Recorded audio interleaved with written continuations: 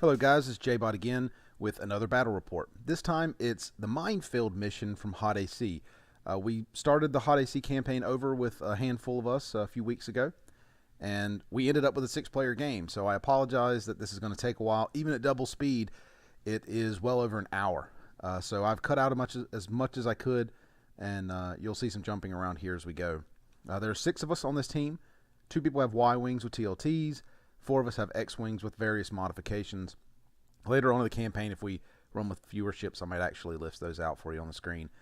But for this mission, we have to knock the number of mines on the playing surface down to below 6. So we have to get down to 5 mines or less and finish out I believe it's 12 turns. So the bombers that you see on the bottom right of the screen, they can actually put more cluster mines out on the table. But they can't do it until the first ones are gone.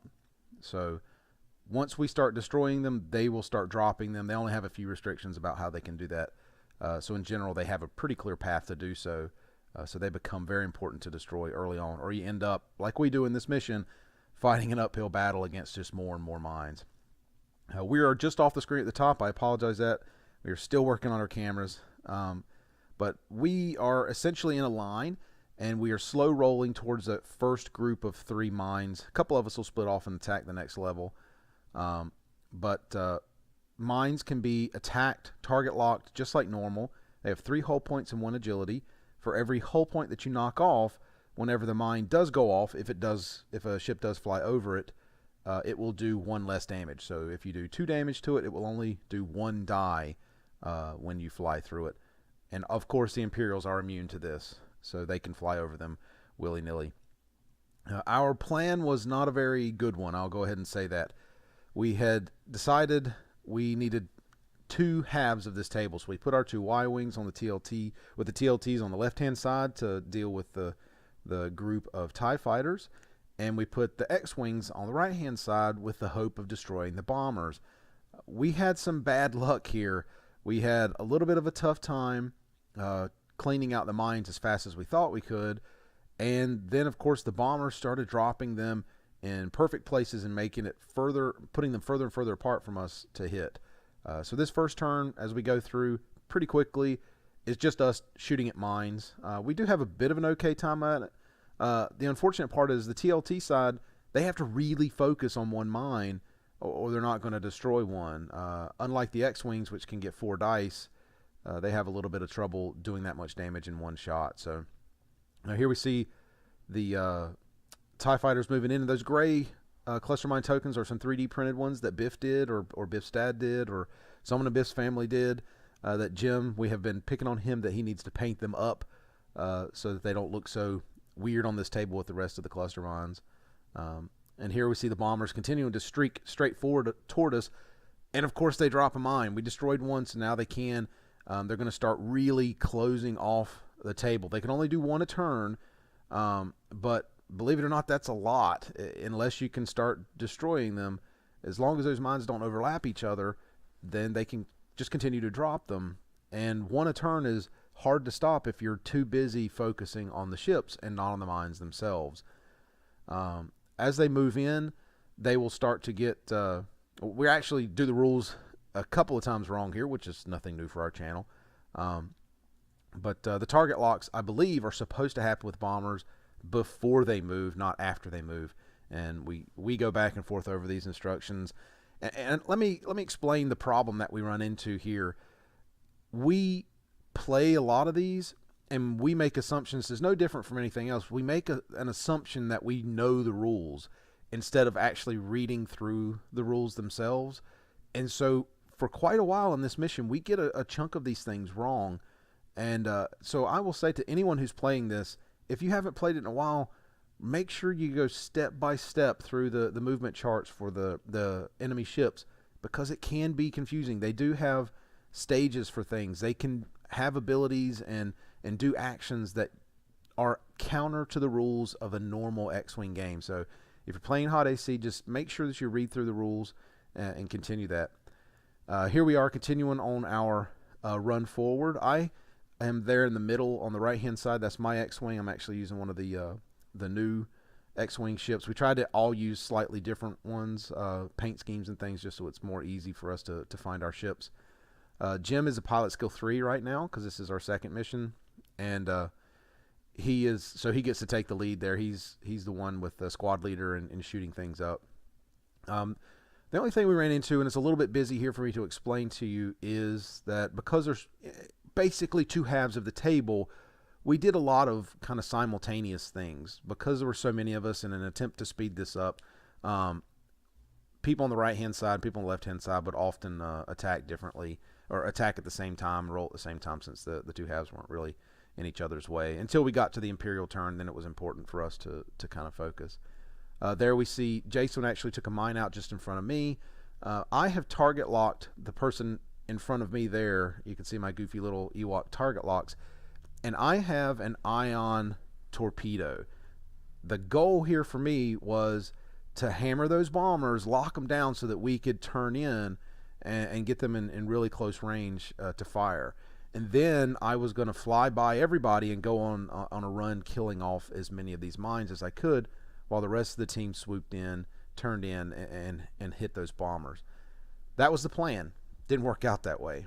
On the left side of the table, you can see the two TLT Y-Wings are having a ton of trouble actually hitting those TIE fighters. Those TIE fighters that we thought they would be able to just whittle down and, probably kill one a turn or one every other turn, they were having a lot of trouble. They were doing damage here and there, but they were not actually killing them. And of course, the TIE fighters shooting back were not having a difficult time to hit two Y-Wings without very much agility. So I don't know if that was just a bad strategy or just bad dice rolling ultimately. So here we are with the TIE bombers, of course, shooting back, and it gets a little bit messy here. We take a few hits, nothing crazy. Like I said, whenever we get to a fewer number of ships, if there's only 3 or 4 of us playing, I might actually try and list those the ships and the damage and things that they have on the sides of the screen. We'll see how that goes. Every time we pull this out, we end up with 6 players magically, even though there's only 2 of us ready to play or 3 of us ready to play. So here we are moving to the next turn. Now that the ships are pretty close is when you get into some weird shenanigans from the opposing Empire players. They'll either start to run at each other. Now that they've been shot at, the ones that have been hit are actually going to break formation so that they can have 2 different moves entirely. That one we saw just scream forward. It continued to go straight forward. It doesn't really hurt itself by doing so. Actually, I think it tried to K-turn and bumped into the Y-wing. So we put a stress out there, and it was kind of stuck where it was at. Never had an opportunity to clear its stress because it didn't have an action to do so. The other TIE fighters just kind of scoot forward and keep the Y-wings into a nice firing, solution. They don't do anything crazy, which is okay. The Y-wings aren't super fast, and I don't know that they planned on it. On our side, the plan here is still working great. The bombers all target locked my X-wing. They continued to drop mines. It was a bit of a pain in the butt, but they continued to drop mines, even though they were ionized. But they all target locked me. So the bombers in this came with cluster missiles, just so everyone's aware. So they were very, very ugly. Do not want to get hit by ships. But luckily, based on that ion torpedo from previous turn, we knew exactly where they were going to be. So it was important that everybody was aware what was going to happen. I knew I was going to get target locked. I knew I was going to be the one in the firing path. So it was important that I was able to get out of the way. And what we're doing here is we're fixing rules again there on the right hand side, fixing some of the shady rules that we thought we knew, and I think by the end of this mission we kind of understood everything. And here we are actually moving this X-wing back because it was important to make sure that a couple of the guys were able to make their turns, were able to make their K turns and things. And it was a little bit tight there on the right hand side, and you can see why I needed to get out of the way. Otherwise I would have been in the targeting solution of a couple of those guys if I had bumped in. So it was important that we did that. Not so important that the X-wing was clear for an attack. I was still able to I believe, put a target lock out. I do not see it on the table, but there's no reason I shouldn't have been able to. But maybe I forgot it on that turn. Who knows? The Y-Wings you can see on their side, they did a fairly good job of getting out of the way for a turn. Getting out of the way, and there's the target lock on my side. They did a fairly good job of getting out of the way of the TIE fighters. They're in close range, though, so their TLTs are not going to be helpful. I think one of them is able to fire, but ultimately they're not able to put as much fire into the ships as they would have liked. Jim continues to take out the cluster mines on our side. We can see Jason is now about to fire with his.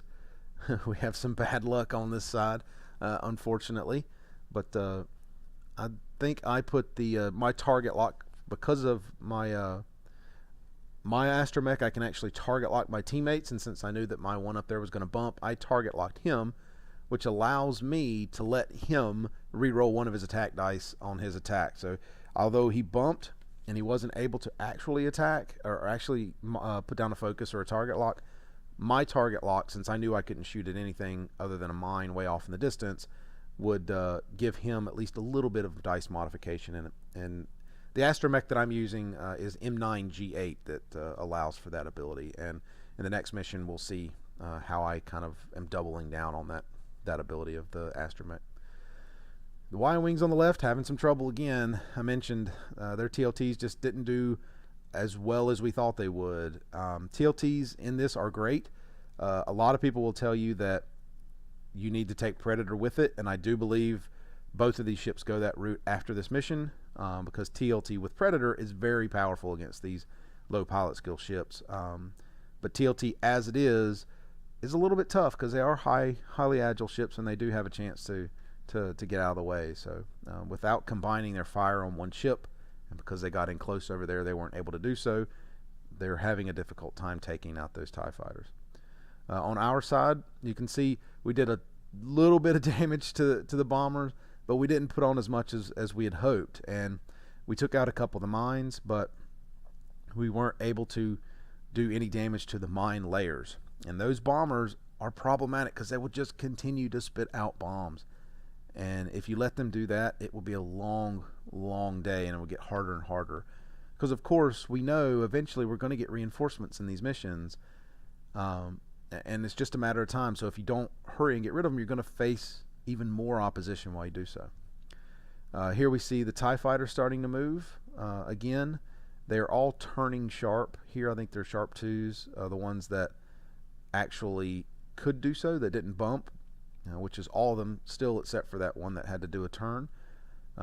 So those other 3 are still in vague formation. So I know it looks like they're doing some different moves, but they're actually all doing one move, but there is some slight modification to the movement template if they would bump. That's kind of to fix the automatic movement that they get, just to make them a teensy bit smarter.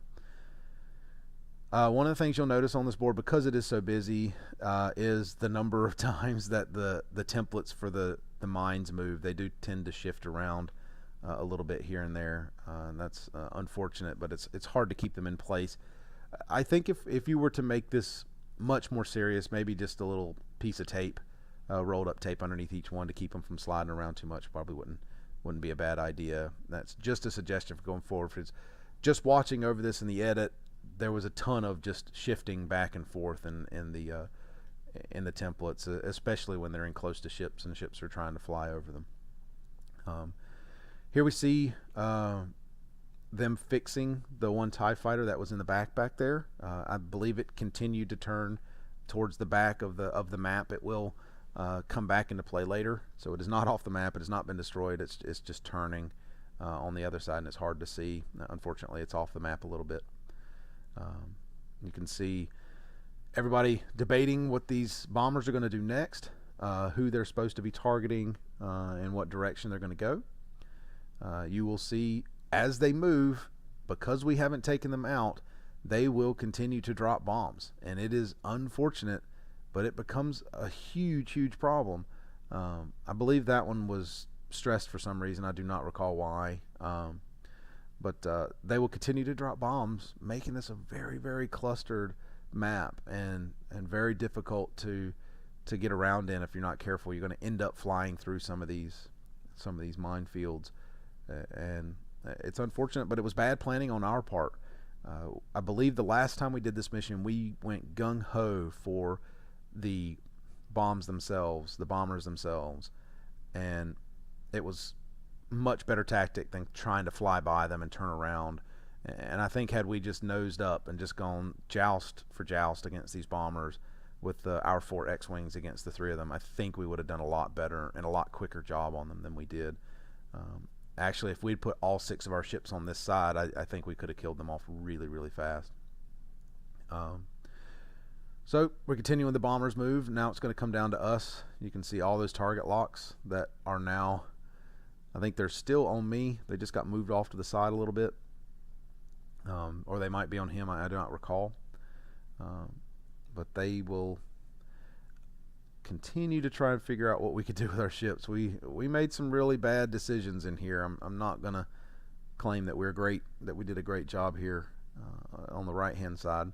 And you see the Y-Wings are staying relatively close to each other. They get an opportunity this turn to fire back at those back at the TIE fighters. And you can see on my side, I'm continuing my run towards the mines in the back.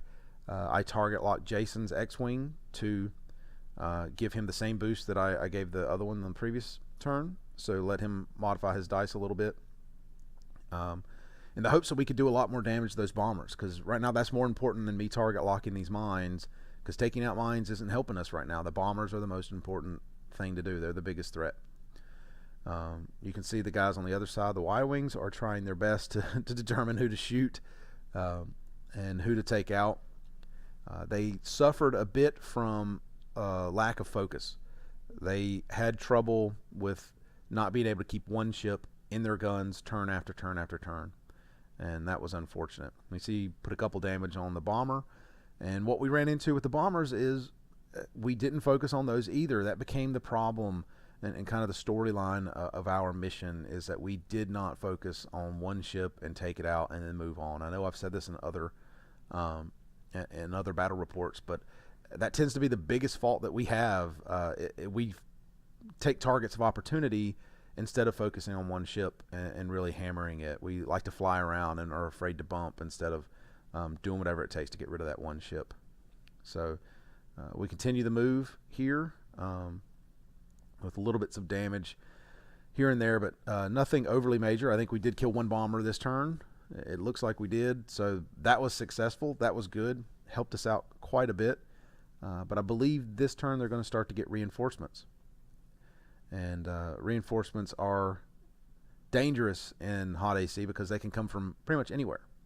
I think they can come in from 6 different locations, so there's one table edge that doesn't include them, but pretty much everywhere else they can come in from. And I might be wrong on that exactly, but it's pretty close.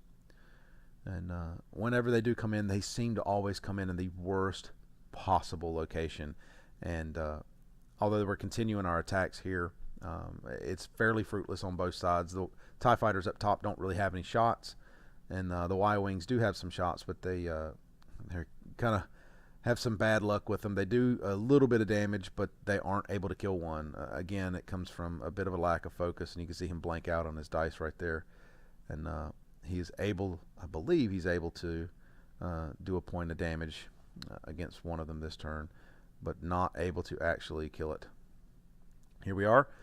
And the reinforcement I mentioned is an elite bomber here on the left-hand side, right next to the Y-Wings, which is not good for them. They are not doing well already. They're having trouble taking out TIE fighters. They've still got 4 TIE fighters on that side of the map. There's still one that's just off the map. It's hard to see. And so they're struggling a bit on that half. And now they've got an elite bomber to deal with, who, of course, is going to peg. He actually moves before they do and shoots before they do. So I think he's a pilot skill 3. He is a dangerous foe. He's got, I do not recall right now what the loadout he has for his ship, but it doesn't really matter. He's very dangerous as he is, especially since he gets to shoot before those Y-Wings. And of course, the AI for this game, people might pan it if they've never done it. It's pretty smart. It exactly what you would expect it to do in most cases, about 80% of the time. And 20% of the time it does some really weird and wonky things.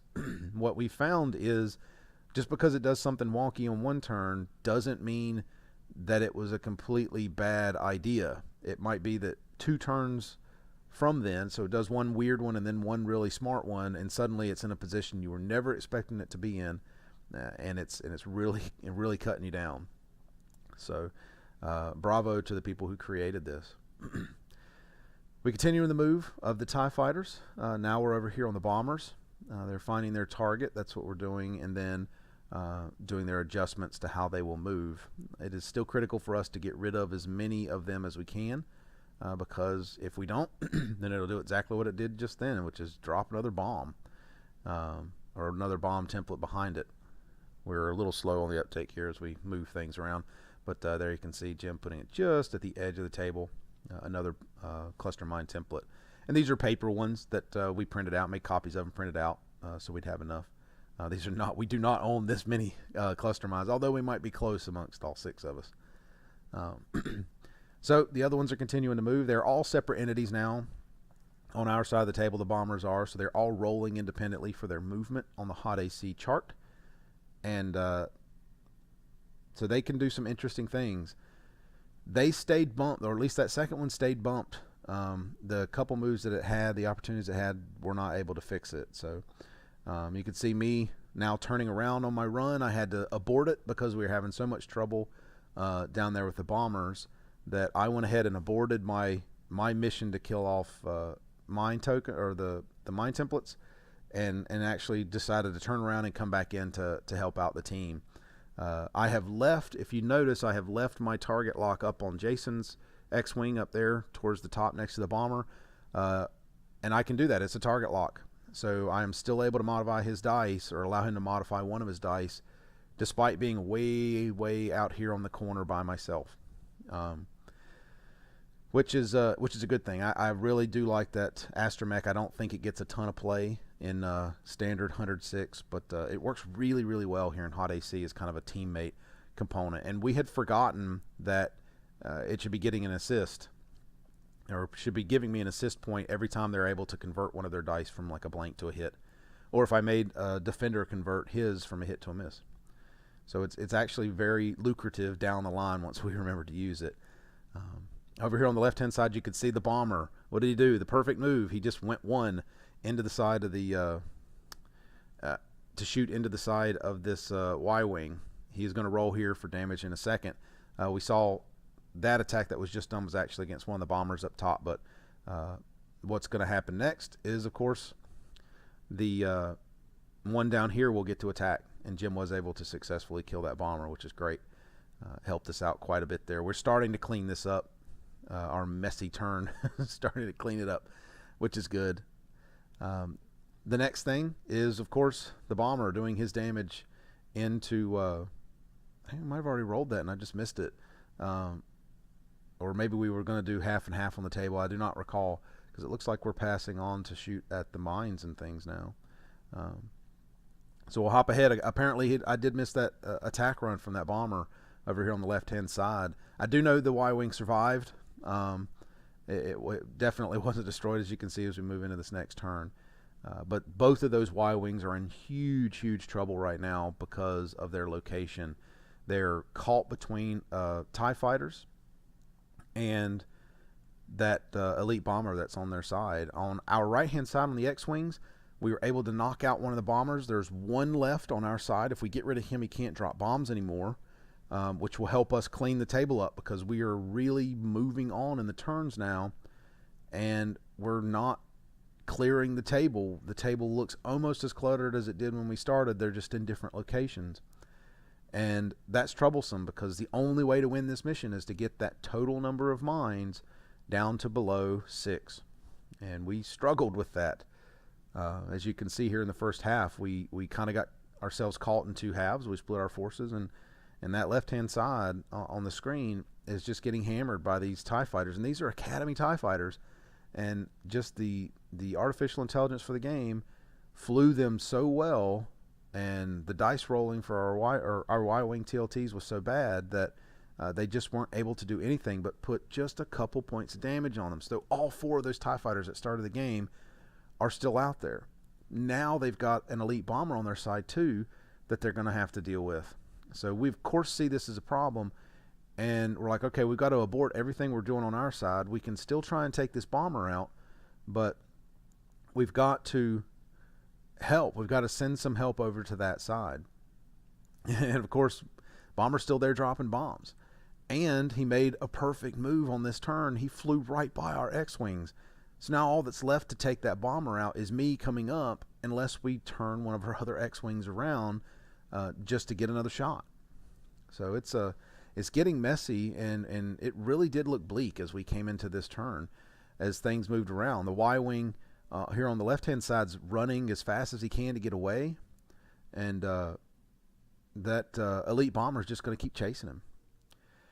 We came up with a crazy tactic now as we were starting to run out of space, and I don't think it happens on this turn. It will happen on a later turn, and that is we're running out of time, so just start running through the mines.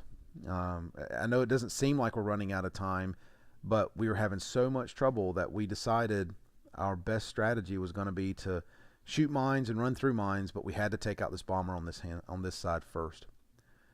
So I start to sweep in. I was told by our fearless team leader at the time, just ignore that bomber, that he would do what he could to take it out, and I should just focus on the mines coming through. And so that's what I did. Listen to the team lead and went after those. Our Y-Wings, on the other hand, had some trouble. And we'll see that this turn it's not too bad. We're starting to figure out our plan. On the first few turns, we were really scattered, really like we thought we had a plan, and just everything was going to heck, and it was very ugly, and it was not working very well. Now we feel like, even though everything's gone crazy, that we have a better idea of what our plan is. Unfortunately, that elite bomber just has it out for that Y-Wing and made the perfect move, as the artificial intelligence is prone to do, and is, unfortunately for him, going to light him up this turn. Just going to lay into him. Here we see Jim on his side firing away. He actually took expertise on his ship from the first mission to this one, so converting all the focuses to or foci to hits, which is quite powerful with his. Here on the left hand side, unfortunately the Y-Wing, I believe, was down to 1 hull point at this stage, and he was stressed from the turn. It was fighting like crazy, rolling everything he could, but one die agility is not going to last you for long when you have a bomber on your tail like that. He does, or the 2 Y-Wings do some shooting on that half of it. They try with their TLTs. They got some long range shots. They're still struggling and not doing a ton of damage over there. So it's unfortunate. They're still having to split their fire. They're not focusing on anything, and that's really coming to hurt them. They were able to kill 1 ship between themselves and the X-Wing that was on that side of the table. They were actually able to get rid of 1 of those 4 TIE fighters that started it. The other Y-Wing, instead of firing at ships, I believe he ended up firing at one of the mines. I don't recall now. We'll see what gets taken off the table, if anything. Yep. So he did go after one of those mines. I think we had a discussion there that this was the best for the team, was since that TIE fighter on that far left-hand side, the only real one he had a good shot at, couldn't fire. He decided to bypass that. And Jason there at the top of the screen took out the mine that was dropped last time, hit with, I believe, a hit and a crit. And that's the end of Battle Report number 1. So hopefully everybody was able to pick up on what I was laying down. It was a little bit crazy, a little bit cluttered, but that's how it goes in HotAC sometimes at our gaming table. So hopefully you enjoyed this, and I'll see you for part 2.